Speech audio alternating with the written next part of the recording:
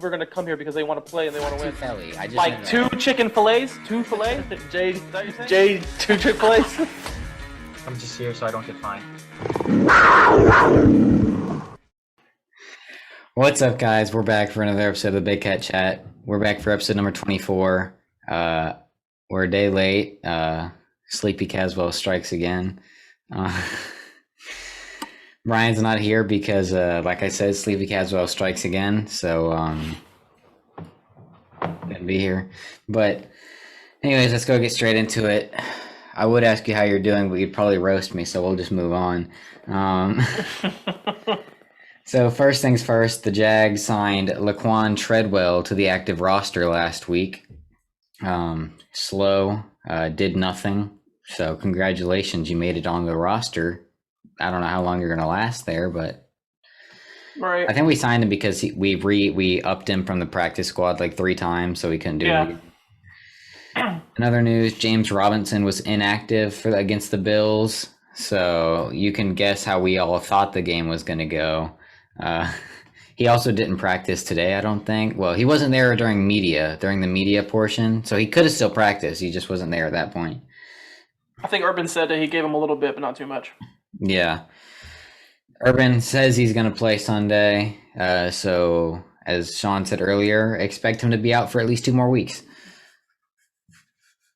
In other news, during the game, Trevor Lawrence went down with an ankle injury. It actually looked bad because he's tried to get up on it and couldn't and went back down. Yeah. So all Jags fans thought the season was over. Yeah. And then he only missed 6 snaps. So, but what happened was he had a low ankle sprain, and he'll be likely limited this week. X-rays were negative. There was no structural issues and all that stuff, so he'll be fine. He's going to play this weekend, but he was playing on a bum ankle in the second half. Gave us all a heart attack, though. So, but hey, we got to see Beathard. Beathard had got like a 96.7 PFF grade on his 4 throws. He was dropping bombs, man.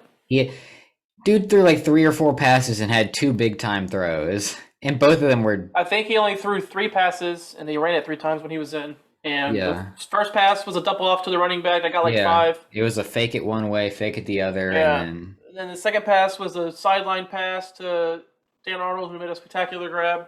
Dan Arnold had 2 of the 3 catches. Actually, he had the 2 catches because there wasn't a third catch. But Oh, yeah, it was a jump off to him, not the running back. yeah. And then the third one was a absolute dime over 2 defenders, add into Jamal Agnew, and he dropped it in the end zone. That pass was a pass. He laid out. I'm pretty sure he laid out for the catch, didn't he? Yeah, he did. So that's why I was like, I don't know if he would have caught it when he went down. It was a tough. I think it was a big ask for him to make that catch. Especially a guy who's played receiver for less than a year. So, and it came from the corner. We know how corners' hands are. I think that was a big ask for him to make that catch. We still won the game, so. That was DJ Chark. That'd have been 6. Oh, easily. That throw, the velocity, the spiral, Minshew could never. Beathard is way better than Minshew will ever dream of being. That first throw was an absolute rainbow. It was so slow. I was like, "Oh, this is getting picked for sure." I thought it got tipped out of his hand or something and was going straight up and was going to go into a defender's hands, but no, it fell in between 2 defenders. Honestly, if you threw it any other way, Tre'Davious White would have broke it up under. It was the perfect throw. It was the perfect throw, no matter how ugly it worked. So CJ Beathard, he's pretty good. So, but yeah. In other news, the Jags signed John Brown, wide receiver, and running back Jordan Wilkins to the practice squad. Wilkins from the Colts, Brown from 55 different teams. We know John Brown's a speed guy. I hope he gets on the field. Me too. Soon. He's not much else, but he's pretty good. I hope he can digest the playbook and the route concepts, and I hope he can catch, because Tyron Johnson can do neither. Yeah. Tyron Johnson. If John Brown proves that he can do it, Tyron Johnson's probably going to be gone. Tyron Johnson can't even finish his route without getting bullied by a rookie. I don't get why they just don't even just throw him on the field and tell him to run straight as fast as he can. Pretty much. Give me one of those. Give me one of That's those. just what he's been his whole career. It's just a deep threat. I'm saying, just give me one of those a game. Put him and Agnew on the outs. Tell them both to run straight as fast as they can, and let Trevor choose which one he wants to lob it to. And can we protect Trevor for once if John Brown gets open? Because I swear every time we have somebody open deep, Trevor has like 3 guys in his face, so he has to throw it off his back foot. True story. Like there was the Chark pick 6 flea flicker. Chark was wide open, 3 guys in his face. Then there was this past game, Marvin streaking down the sideline, so open, walk-in touchdown, 3 guys in his face. It's like, can we give him a break, please? Nope. We also released running back Kareth White Jr. from the practice squad, so Wilkins for him, basically. Shawn, you want to say what you said like 50 times when we signed Wilkins? He's just here for intel, in my opinion. I mean, he's not that bad. He's not fast, but he's also not that bad. The only way he sticks on the roster is if he somehow gets activated, makes some plays, and they feel like they can do better with him than Carlos Hyde, who had a fumble. So Carlos Hyde was making me very mad. That one drive. Someone posted, I don't remember if it was in the group chat or if it was on Twitter, it was like, this is the most productive game he's had for us. I was like, well, he's a feature back. Of course it was. But he still averaged a paltry 3.2 per carry. Was that Jared? I don't think it was Jared. I think it was Link, to be honest. Oh my gosh. We gave him 21 carries. More carries than Robinson James had has all gotten year. all season. He averaged a paltry 3.2, and he had a fumble and no touchdowns. And the fumble was sickening because he would have at least had 2 yards, but he tried to do all this dancing around and then reached his arm out and dropped the ball. It was more sickening because we were in plus territory. This is such a Jaguar sequence. We went from Trevor Lawrence getting hurt, Beathard throws a bomb, then Beathard throws another bomb, dropped touchdown, then Trevor comes back in, runs the ball. First play with Trevor, runs the ball, Hyde fumbles it, Bill's ball. It's like, come on. I don't think they. I think they made a mistake. I don't think the fumble had anything to do with the quarterback change, but in my opinion, I would not have changed out the quarterbacks mid-drive. Yeah, because Beathard was the hot hand at the time, for sure. And Trevor was literally just coming off a bum ankle. Like, if you're going to play Trevor, I get playing Trevor, fine, he's fine. I mean, I would have been fine with all of them not playing him just because he was on a bum ankle. And you could, when you watch the game, it was very evident that he was different in the second half. But at least let Beathard finish the drive that he drove all the way down the field. I'm telling you, if Agnew made that catch in the end zone, Beathard probably plays the whole game. So pretty much Agnew screwed him over. Agnew is a Trevor Lawrence fan. What can I say? Yep, he said, "Nah, I can't catch this one." He said, "I can only catch ones from White Jesus, man." Right? He said, "Nah, I can't do it to my dog." Oh my gosh. Yeah. Other things. Josh Lambo cut again. He didn't even last a week with Pittsburgh. Who cares? Oh my gosh. Who was it? Someone's trying out 2 kickers today. Maybe he's one of them. I can't remember who it was. I don't know. I was probably asleep. That's a joke. I was not asleep. But let's go ahead and get into predicting. So let's go ahead and predict the Jags. Actually, we'll do Jags Bills last. So let's go ahead and predict Week 10.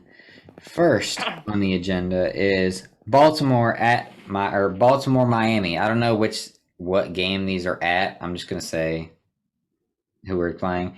Baltimore Miami Thursday Night Football. Brian took Baltimore. I took Baltimore, and Shawn took Baltimore. We all took Baltimore. Let's see if we have another week of everybody picking the same thing except for one game. Oh, by the way, Brian picked the Jets last week and it backfired, so as we all expected. Next game, Tennessee, New Orleans. Brian took New Orleans. Shawn took Tennessee. And I took Tennessee. So Brian's the odd man out yet again, trying to make a comeback. He has a chance in that one. Yeah, I don't know. Trevor Siemian went back to reality last week. There's still a chance. Buffalo, New York Jets. We all took Buffalo. We can get past that one pretty quickly. Yeah. Pittsburgh, Detroit. Another one that we all took Pittsburgh because who in their right mind is picking Detroit? We all picked Detroit that one week. We all gave them the benefit of the doubt. They got destroyed. We are never picking them again until they give us a good reason to. They're going 0-17, Doug. 0-17. Jared Goff, the goofball. All right, so we're going to skip that one because we talk about that one last all the time. Tampa Bay, Washington. I unfortunately cannot take Washington this week. I've picked them all week. It has cost me multiple times, but I cannot do it anymore. I'm taking Tampa Bay. Brian's we all taking took Tampa. Do what? Yeah, we all took Tampa. Brian. It pained me to not take Washington, but Washington's literally a bottom 5 team in the league at this point. After I expected them to do really well this year. Yeah, I don't know think what... he's playing like a career backup. Oh, pain. He's still decent. He's good enough to be. He's like a high-end backup, I think. He's just... I don't think he's ever going to be the guy. Yeah, it's unfortunate. He has some throws that it's like, whoa, or some plays it's like, oh, that's sick. And then he has other plays where it's like... Oh, that's sick. Yeah, that's sickening. What are you doing, bro? Disgusting. You got somewhere it's like, oh, that's sick. And then you got, oh, that's not good. Oh, my goodness. New England, Cleveland, surprisingly. I picked New England thinking everybody else was going to take Cleveland or something, but in the end, we all took New England. So we're all taking that Mac Jones, who Myles Garrett might kill this Sunday. Maybe. Brian's Burns sent him a message, basically. He said, please kill him. Speaking of Mac Jones getting killed, can somebody kill Devin Singletary too? But yeah, Devin Dingleberry. Get him out of here. Next game. If you're wondering why we're saying that, it's because he tried to break Josh Allen's leg. Yeah, he did the same thing Mac Jones did. He twisted him after the interception. It was more egregious. He lifted it off the ground, too. Yeah. Singletary looked pissed off, too. Right. Josh would have gone for 6, though, if Singletary didn't tackle him. Anyways, can you hear that plane? Yep. Thanks. Sure can. Thank you very much. Anyway, I don't think they care about your podcast. I don't think they do either. It'd be nice if you could leave, though. Anyways, Dallas sounds like they're just hovering above your house. They were basically big-ass plane. Dallas, Atlanta. We all took Dallas. Yep. Arizona, Carolina. We all took Carolina. We all took Arizona. We all took Arizona. Carolina's going PJ Walker season. Because what's his name? Sam Trash Ghost Darnold is out for at least 4 weeks. Then we all took Los Angeles Chargers over Minnesota because Minnesota is also another team that has disappointed me greatly. Minnesota, they've been so close every game. They're within like 3 points every single game. They always lose by field goals, seems like. A field goal or like a last second. Yep. Makes no sense. Anyways, here's another one that's different. Green Bay, Seattle. If Aaron Rodgers plays, yep, I'm taking Green Bay over Seattle. Yep. Sean's taking Green Bay over Seattle. And Brian is taking Seattle. He's taking Seattle outright, yep. So regardless. That's an interesting one. So we will be changing our picks if Aaron Rodgers does not play, but I think he said he expects to play. So yeah. Unless he gets attacked by an angry mob on the way to the facility. Yeah. Denver, Philadelphia. I thought about this game for a couple minutes, and then I was like, oh, wait. Denver actually has won more games than I thought they have, so I took Denver. Yeah, Denver looked actually really good last week, even though they just got rid of Von Miller. Yeah, they absolutely clapped the Cowboys. Yeah, that's surprising. Trayvon Diggs got cooked by Tim Patrick. Best corner in the league? Better than Jalen Ramsey? No. Did they say he's like PFF's 107th ranked corner? I don't know. I haven't someone looked.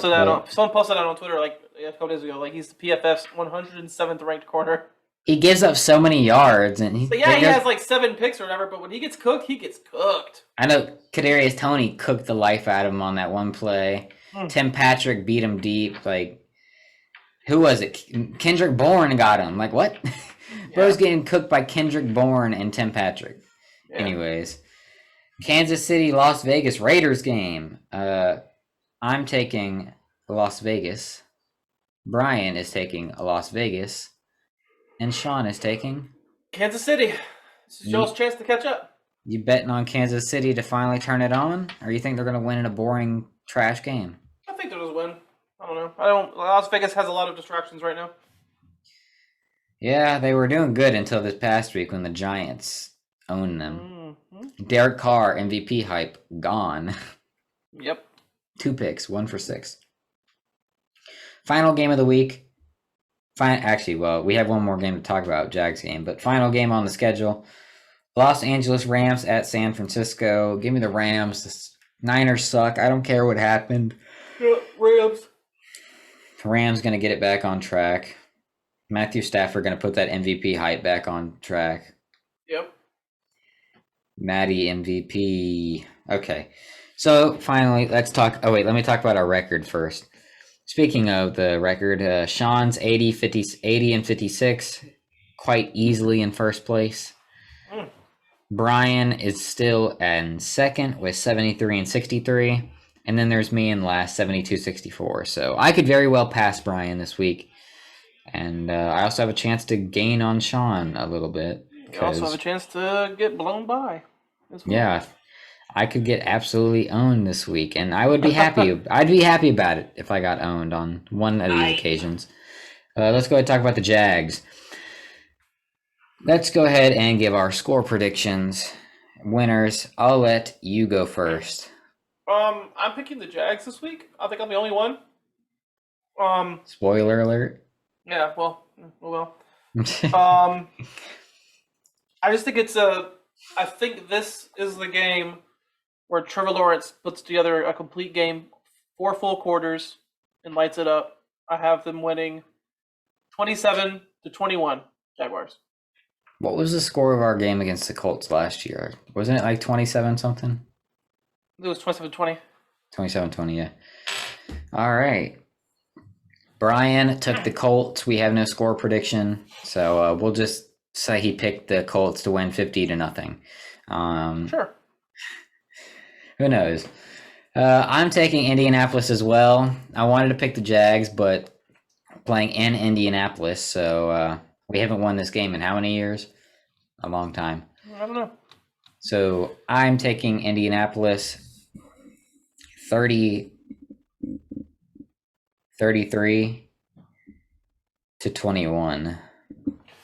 Did you know that Indianapolis is ranked 32nd against fantasy quarterbacks? Just saying. As in, they give up the most points to fantasy quarterbacks. Interesting. Don't they? They also have like the best turnover differential. Yeah, but it could be fumbles and stuff. Darius Leonard. True. Hopefully Darius Leonard gets cooked. So I got Trevor started in one league, and I got Trevor and both him and Agnew started in my money league this week.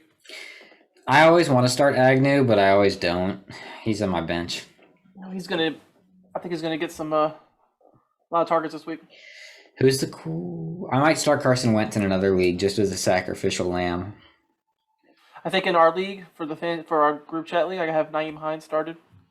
I know you picked him up because I cut him because I had nobody else to cut because I had to pick up an emergency.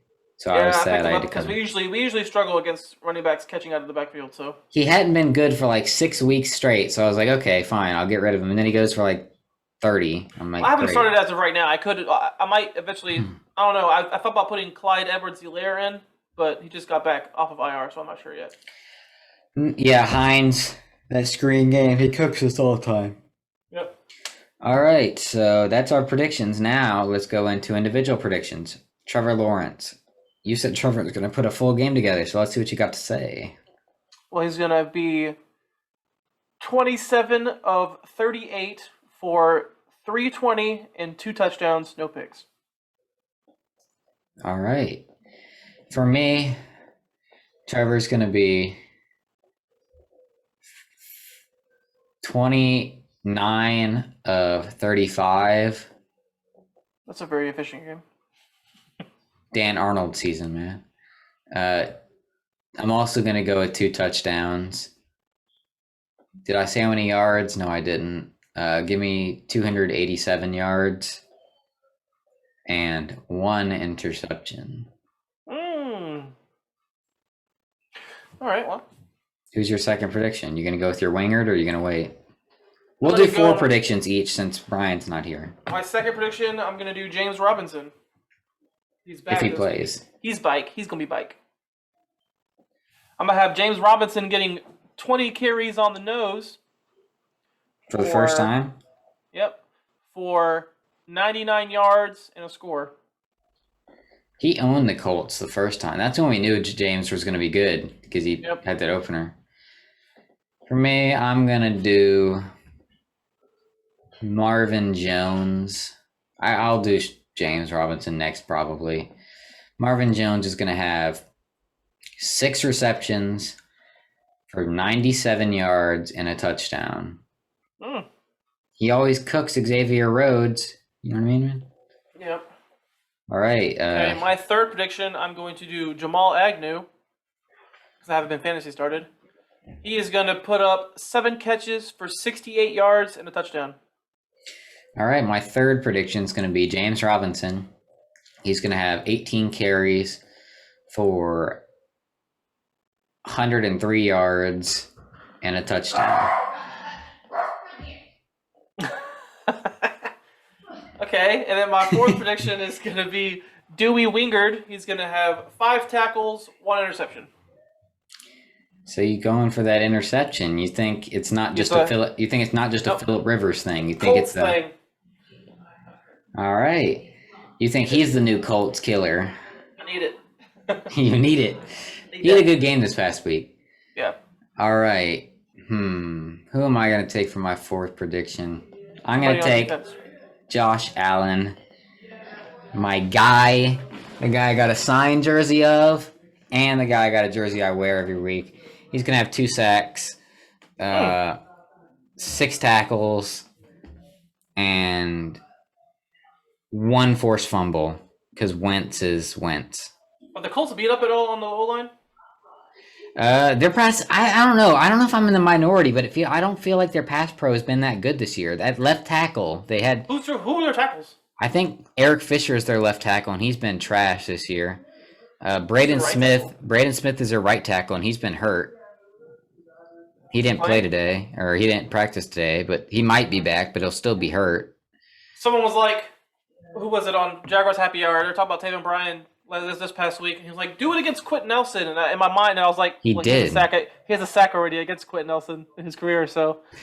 He did. It's crazy, man. You know, do it against Quentin Nelson. Well, real OG Jag fans know that he already did.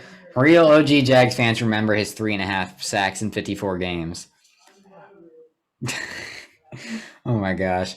Let's go ahead and get into our takeaways from the game this past week. So my first takeaway, because I'm going to say it first, Josh Allen owned Josh Allen. He had a sack on Josh Allen. He had an interception on Josh Allen. That was sick. That interception. No. He read him like a book and just ran right under it because there was good pressure, so he just lobbed it up. He also had a fumble recovery from Josh Allen. He had 2 tackles for loss, and he had like 7 other tackles. Josh Allen was a menace to society this past week. He's been a menace the past 4 or 5 weeks. I believe PFF has him rated as the 2nd best edge defender the past 4 weeks, only behind Myles Garrett. And he's still on an upward trend. So it's like he's going to cook these left tackles this week. Right. Or these tackles this week, and he was cooking. So we finally got that Josh Allen on Josh Allen crime that we've been waiting for. It was great. We loved it all. Your first takeaway.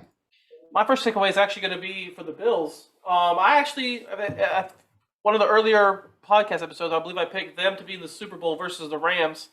And I'm kind of cooling off on the Bills a little bit, man, because they can't run the ball for nothing. They cannot run the ball. And if they cannot establish a run game, it's going to be just like last year. They're going to get knocked out of the playoffs, whether it's in the first or second round. Yeah, that's a good point. So my second takeaway is going to be, we won. Let's go. We beat the Buffalo Bills. We beat a top-tier team in the league, and we did it in a very nice fashion, if you know what I mean. We beat a team that people thought was the best team in the AFC. A lot of people thought. We beat a team that people expect. I don't think a soul predicted us to win. I don't care what Link says. Link picks us to win every week. He doesn't care. That one dude, there's some guy they sent, some other podcast from Twitter or something like that. One guy picked the Jaguars. Some dude named Michael. The Manning cast curse strikes again. I said it. I said it last week's podcast. If you guys go back and watch it, I kept joking around and mentioned that Manning cast curse though. So I had the feeling in my heart whether I picked the Jags to win or not. So what's your second takeaway? Oh wait, when I said we won in a nice fashion, it's because we won 6-9. Right. My second takeaway is Jawan Taylor is invincible to the false start. And I know that's a funny joke right now, but also he honestly didn't play that bad, even though he was the 5th ranked PFF offensive lineman for us. Going back and thinking about it and looking at it and hearing what like Tony and Pete had to say on Jaguars Happy Hour, he didn't really play that bad at all. He didn't really give up anything. Probably because he has an extra step on the defense every single time. Hey, do what you gotta do, man. I Elite swear, get off. this Elite man. Get off.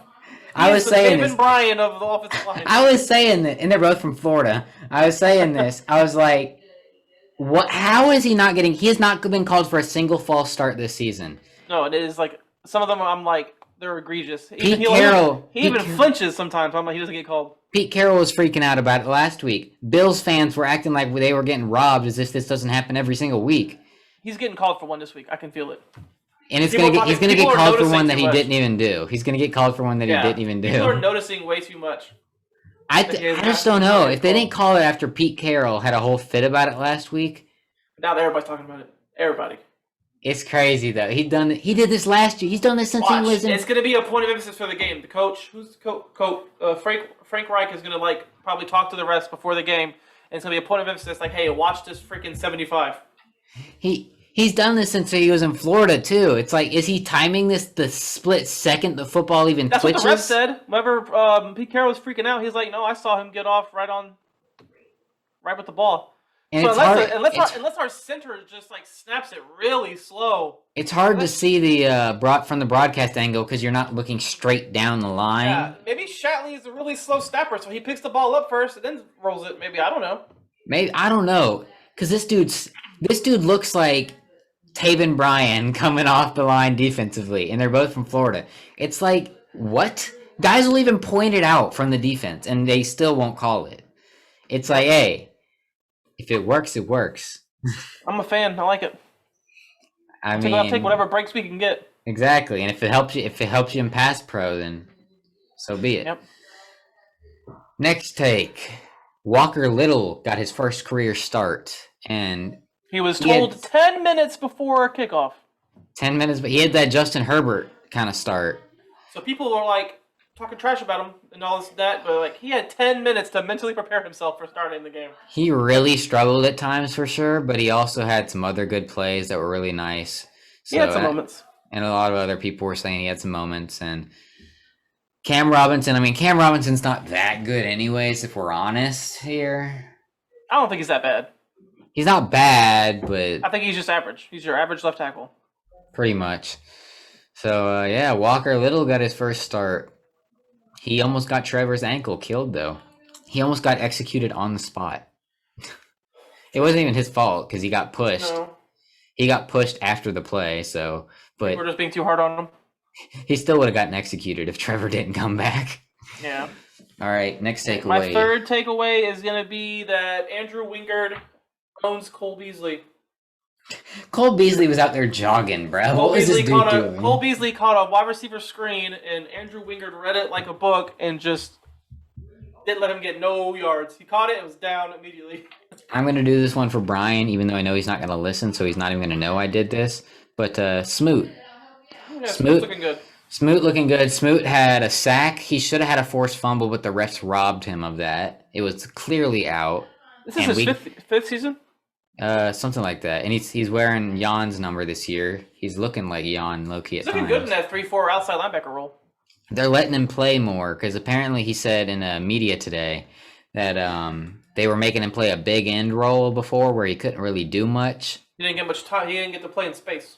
Yeah, he didn't get to play in space. And this year, he's also added some pass rush moves. He's got that swim move. He got that spin move. Yeah, and he's pretty much starting an outside linebacker now because apparently, like I said, he should be all along.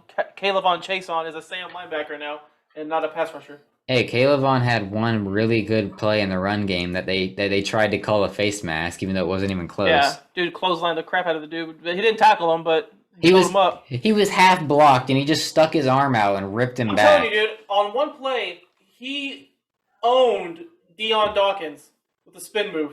Like, Yeah. owned him. But what's his name? Josh Allen got the ball out way fast. It was like snap, one step back, and he let it go. Because he hit that spin move, he was coming like on him, dude. I was like, oh snap! But he threw it. It was like a quick route. I was like, damn, man. If he had to think about it, like if it was covered up, if he had to look somewhere else, bro, Chase Hall would have lit him up. Josh Allen had a rough day. We had a 39% pressure rate. Right. That's actually gonna be my last takeaway off the top of my head. Joe Cullen, man, that dude, he got I coach. got one more. Okay, yeah, he got coach. He got one of Peter King's coaches of the week. Joe Cullen was cooking. He was looking like he was in culinary school. He he was going off, bro. 30. We got pressure at every snap. We got 2 interceptions. Incredible. If you don't say, actually, I have another one. If you don't say it. Somebody who should have been or would have been a defensive MVP any other day but that day is Rudy Ford. That man played his heart out. He played in the nickel. He started in the nickel, and he was insane. He was incredible all game long. I think he had like 3 PBUs. Something like that. He got pressure. Interception. I think he had a TFL. I think he had pressure tackles. too. Yeah. And he was playing his heart out. He was playing through cramps at the end of the game. He only missed 1 snap the entire game. He had to literally be helped off the field. He was cramping so bad. He literally, that was the epitome of, I left it all on the field. Literally. And for Rudy Ford for that, clap it up. Hey, they said they're going to keep him at the nickel spot because that fool better than hasn't been himself because his knee apparently. That fool Herndon. Never forget when that dude was making us all go, Jalen Ramsey, who? And because he had that. Hey, it was that first game that Ramsey was gone. My buddy had like 2 picks.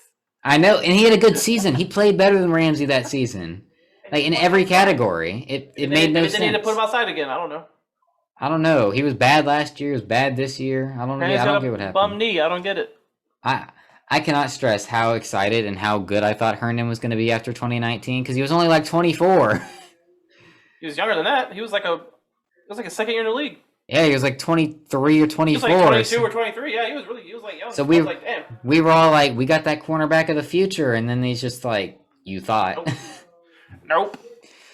So yeah, Rudy Ford. The other thing I was going to say, Tyson Campbell probably played his best game, even though he got cooked a couple times. He got cooked at that 3rd and 21, which kind of peed me off. But other than that, he didn't play too bad.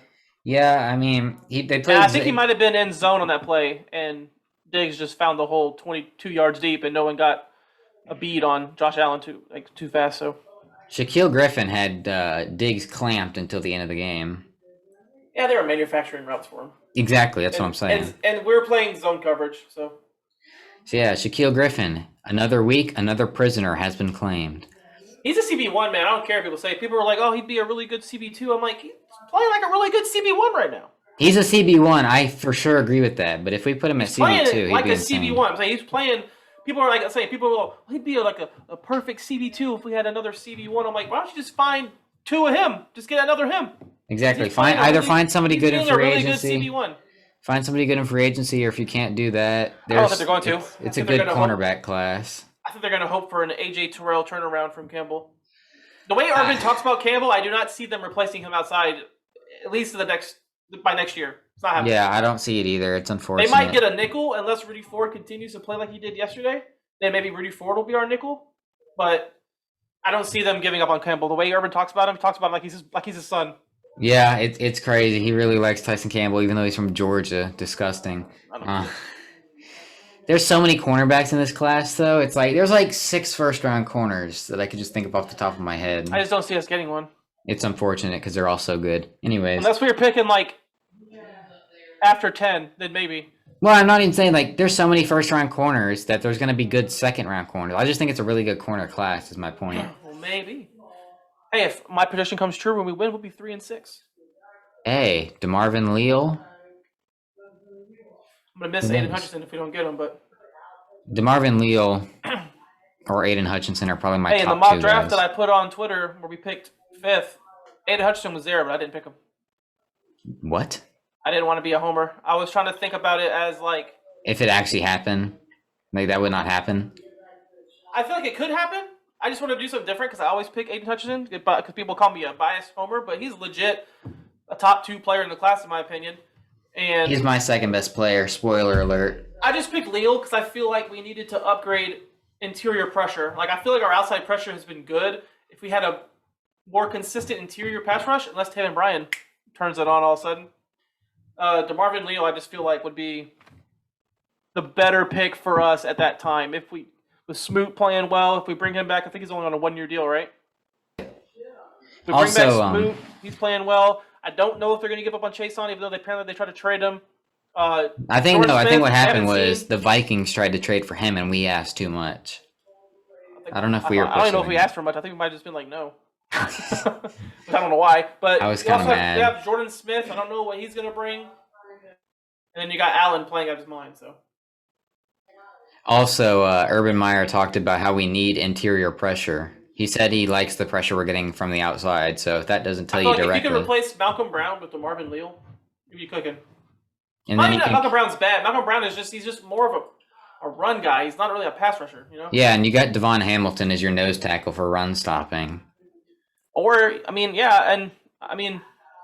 people like Jordan Davis. I'd still keep Malcolm Brown around if he's on the books again next year. That wouldn't be bad just to have for rundowns. But it'd be nice to have like a guy like DeMarvin Leal to come in on like obvious passing situations. Did you see how hyped Malcolm Brown got after the Josh Allen interception, and then Josh was like, "Oh, I'm mic'd up. I didn't even realize it." Yeah. Did you see when he missed? He had Singletary for a loss. Yeah, he had him dead to right. And he was like so mad about it. He's like punching the ground. I was like, "Dang, calm down. You gonna break your hand, dude." Breaks his hand. I hate when I see corners do that. When they miss like if they try to give up a catch or they get cooked by somebody on a route and they punch the ground. I'm like, dude, don't do that. You're gonna break your hand, dude. Like, stop. Chill out. All right, I said that was my last take for like 2 takes in a row, but how could we not give a take on Taven Bryan? Like, the dude, Taven Bryan was the best Wyoming player out there on the field. Like, Wingard was really good, but I'm talking like Taven Bryan had 2 sacks, like 4 pressures. Chill out. He's just from Wyoming. He didn't play there. Well, I'm saying my Wyoming related player. 2 sacks, yeah. I mean, he played his sacks were crazy too. This man one hand threw down Josh Allen. Pete Prisco tried to say that his second one was an accident. He fell into it. I was like, dude, shut up, Pete. Just admit that he played well. He's like, oh, well, one of those was an accident. I'm like, no, you don't. It wasn't an accident. He played. He set his position, and Josh Allen went back into him. We all hate Taven Bryan, but we're all giving him credit. It's like I'm gonna give him credit where it's due. He took Josh Allen down with one hand. I know that was insane. He just literally grabbed his shoulder and said, "Get down." Josh Allen is like 6'5", like 245. Josh Allen's one of the bigger quarterbacks in the league, and he just one hand threw. You saw how hard it was to tackle him when he was running the ball, and Taven Bryan just grabbed him by his shoulder blade and threw him down like it was nothing. And after the game, I don't remember who it was. I don't know if it was Josh Allen or Urban Meyer saying that Taven's one of the biggest freaks on the team, physically wise. And the freak athlete. He said he was the strongest player on the team. He's the most flexible player. He's got that insane get off too. There's some plays, man, where Taven Bryan was absolutely just cooking these fools. Did you watch Taven Bryan's post-game interview? Yeah, he talked about the that dude campfire. He's just so goofy looking. He acts so goofy, like his facial expression. Did you see him during the classic combine picture?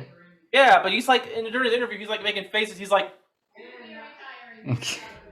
I'm like, dude, looking like Pete Davidson. I'm like, dude, chill out. Had one good game, and now he's got to answer questions by all these writers who just shit on him all his whole career. This man had 3.5 sacks in 54 games and gets 2 in 1 game, and he just sits down on the ground like he's gonna meditate. If y'all have not seen that post-game presser with him, try to find it. He was straight feeling himself, hardcore. He was straight up. His look at his face was just like, "Yeah, screw all you writers who said I couldn't do nothing." He was getting triple team, bruh. They were giving this triple teams Taven Bryan. They were giving this man the Aaron Donald treatment, and he still got 2 sacks. Hey, I hope a light came on for him. I hope they just told him, "Hey, we know you have trouble sometimes locating the ball, but what you can do is you can bull rush. Just bull rush the guard straight back into the quarterback." And he used pass rush moves too, bro. He did a nice swim. At the end of the day, if he could just bull rush, he's so strong and fast, and his get off is elite. If he could just bull rush the guard back into the quarterback every play, we'll take that. If Taven Bryan builds on that and finishes the season with 6+ sacks, Remember how we were joking? I was like 8 sack season coming in. I was gonna say 8 sacks, but it's 8 sacks in half a season. I don't know. Well, he's at 6 more, bro. That's 3 more games like he had. Okay, how about this? If he gets 8 sacks by the end of the year, like when the season ends, if he has 8+ sacks, I'll buy a Taven Bryan jersey. That's a little extreme. He might not even be here next year. I know, but if he gets if he gets 8 sacks, there's no way we're gonna re-sign him. He's gonna go somewhere for money, probably. I don't know. I really hope he stays, but if he gets 8 sacks, man. If Taven Bryan can break out and be the guy he was at Florida. Yeah, because if he gets 8 sacks and he can be that guy, you don't even need DeMarvin Leal at that point. Exactly. Taven Bryan was cooking. I know Then you can get Aiden Hutchinson and have that Aiden Hutchinson and DeJuan Smoot, Josh Allen rotation with Jordan Smith, because Chase will probably be gone, hopefully. He's probably going to go back to doing nothing next week, but if he does, hey, I have high hopes for him. I hope he. I do too. I mean, for just because it'd be so cool, because he gets shit on all the time, even by me. I've done it. Everyone does it. It'd be so cool for him to turn it around, and I would even Gators fans wanted him cut. That's how bad we all hated him. I would love to see it. I'd love to see him turn it around. If he turns it around, that'd be the best thing ever, man. Yeah. RRH was really good on Sunday too. He was. He's been good since he's been back. Anyways, we've done like 75 takes on the game. There's so many takeaways when you win. You could talk about literally any player on the defensive side of the ball. And yeah, even Jahad Ward was rushing really good from the interior. Jahad Ward, didn't he miss a sack? Dude, how many times have players missed a sack on our team just this year? So many. I think it was at the beginning of the game, and that's when we were like, "Can we ever get anybody down?" Our weekly reaction. Well, I mean, like I said, it's Josh Allen. He's one of the hardest players to tackle. And then Taven Bryan says one hand. Yeah. Oh my goodness! All right, let's go ahead and get into the final viewer question segment. This one's from Gordo. What are your predictions for Sunday after seeing the head official? Oh, it's Tony Corrente. I was hoping that he'd be suspended before the game starts. But nope, the NFL is they're putting out videos defending that call. I don't care about them defending the call, but you have to, because Corrente even said the call wasn't for him running into him. The call was for what he did at the sideline. But his actions, purposely bumping into the player, were out of line. Because if Cassius Marsh did that to him, he's suspended. Exactly. So he should suspend Tony Corrente for one game, since he's officiating our game. Let it be this one. Rayshawn Jenkins about to get fined 4 times this week, bro. Yeah, I still think we know our predictions for Sunday because we gave it to you. But yeah, I'm not excited about seeing Tony Corrente being the referee. Tony Corrente, man. What a bum. What a bum. Anyways, next question also from Gordo. Did the win Sunday shock you guys? Yes. What did Shaq Griffin say? Oh, yep. Shaq Griffin said. Shaq Griffin was talking about did they look demoralized on the other side? He was saying. Do you guys think the Bills underestimated you guys? Oh yeah, that was the question. Coming into the game, he said, "Yep." I love Shaq Griffin, man. Of course, I was shocked, dude. Shaq Griffin's got that CV1 energy. He does, man. And what did you guys think of Joshua Allen's performance? Well, we talked about it. Josh Allen owns Josh Allen, and Josh Allen is elite. Josh Allen is all elite. All elite. That was the best game of his career by far. Easily. And he's had multiple good games in a row. Like I said, he's stacking these performances. Like that was a career game. And Tony and Pete didn't want to say it, but I think he's elite. He's been elite this year. I think so too. He had one bad game against the Bengals. Boo-hoo. Yeah. Other than that, he's been elite. Exactly. It's like you can't just say it's a fluke at this point because he's done it back to back to back to back now. So he's getting better every week too. So it'll be fun to see him against the Colts. I hope he kills Carson Wentz.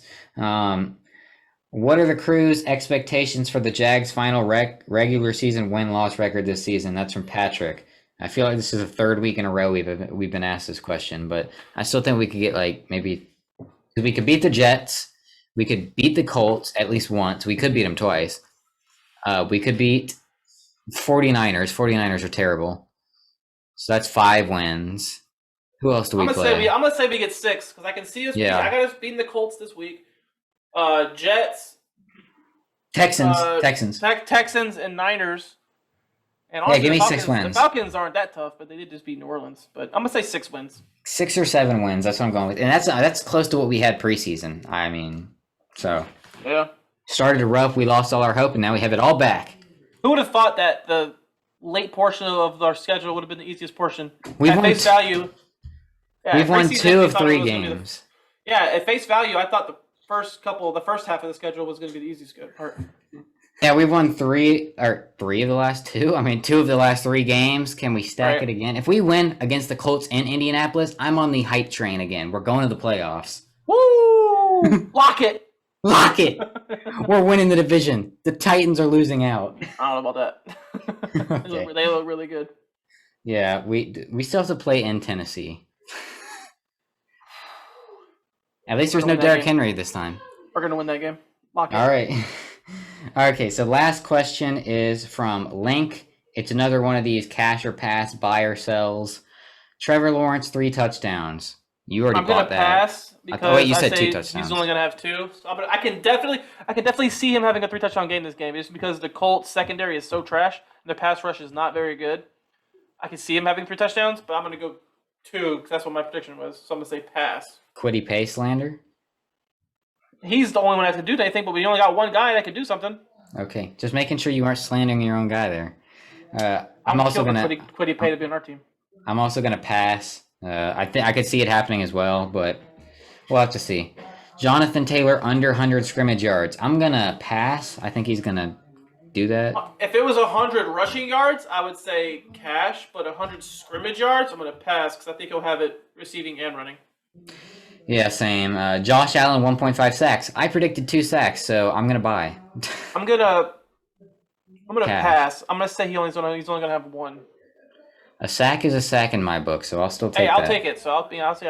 Matthew Wright, 50-yarder. Cashing that all day. Yeah, give me that. He's been money on those 50-plus yards. He missed we got to talk about him. We didn't talk about him in the. I don't want to talk about it. It didn't happen.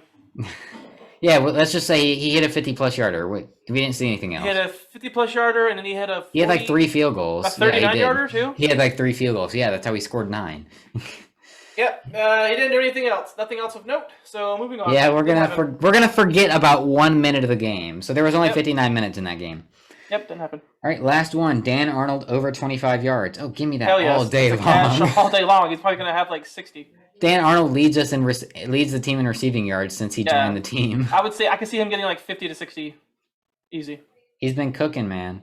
Yeah, so I'm cashing that all day long. Dan Arnold is the tight end of the future. Hear him with Jalen Wettermeyer? What? Ayo, get that double? That would mean James O'Shaughnessy's gone. Well, he's also 29 years old. Yeah. How old is Dan Arnold? Let me get that. He's only 26. Dan Arnold age. I think he's only 26. Yep, you're right. March 15th, 1995. So he's only 3 years older than that bum CJ Henderson. We won the trade. We definitely won that trade because CJ is trash. CJ hasn't even been active for 4 weeks. Yeah, so absolute bum. I don't get how people still try to defend him as anything. That 3rd round pick looking nice, bro, because they suck. We got a 3rd round. Just Dan Arnold for CJ Henderson straight up would be a win. That 3rd rounder we got coming in, they're looking nice. Ayo, I mean, who are we gonna pick in the 3rd round, bro? Jalen Wettermeyer, I just said it. Yes, sir. If you didn't see my mock draft on Twitter at Treadwell92, it's in the freaking video. It's right. It's right above Shawn's head. It's right above my head. I did a mock draft. It's a linebacker that I put in there in the 3rd round. I cannot for the life of me remember his name, but he's 6'1", 240. He's from Penn State, and he runs a 4.38 apparently. They got another tight end coming out? No, he's a linebacker. Oh, okay. I only know their safety. Let me try to find it real quick. His name is Penn Brandon State Smith. Oh. Brandon Smith, linebacker from Penn State. He's 240, and apparently, according to the Draft Network guys, he's 6'3". Yeah, he's 240, right? 6'3", somewhere around there. Yeah, he reportedly runs a 4.38 40-yard dash time. I was yes, please. I would love to have that. The hand time, the fastest hand time 40 I put up unofficially was a 4.38 is what Brandon Smith said. Yeah, I would take that all day over Damian Wilson. Damian Wilson balled out, man. What are you talking he about? balled out, but I'm saying that 4-3-8. 2 games in a row. Imagine a linebacker running 4-3-8. That's how fast wasn't Micah Parsons like a 4-3? Yeah. What are these dudes? Are these dudes just recruiting 4-3 guys and putting them all over the field? Just saying, man. Hey, we're gonna put a little bit of muscle on you. You already run a 4-3-4. Now you're gonna run a 4-3-8. We'll put a little muscle on you. Put you at 240, 6'3". Yo, blitz him at the quarterback. It's over. Game over, dog. Can he cover though? That's my question. 4-3-8. You better be able to cover. Run so fast, he'll outrun the guy. Run the route for you. Put him at receiver for us. Tight end, 6'3", 240. Put your linebacker at tight end. Why not? Anyways, that's all for the podcast today. Hopefully Brian's back next week. Hopefully I'm awake next week. We'll have to see on that though. Let the record show that if I'm not going to be here, I always let them know in advance. Normally, I mean, I'd be better if we recorded earlier, like normal or like this. But I'm just saying. Hey, but I know we have jobs. I mean, I'm always here at this time. I was about to say you're here at this Just time, Brian. bro. It's Brian though. He's the one that's not. His hours suck. Anyways, wish luck to Brian because his job's hours suck. So he's not even home right now. He's not even home for like 2.5 hours. Right. So, anyways, hope you guys enjoyed this episode of the podcast. It was fun to get back here and record it. So we'll see you guys next time. Make sure to like, subscribe, comment, share, do all that stuff. And we'll see you guys next week. Peace.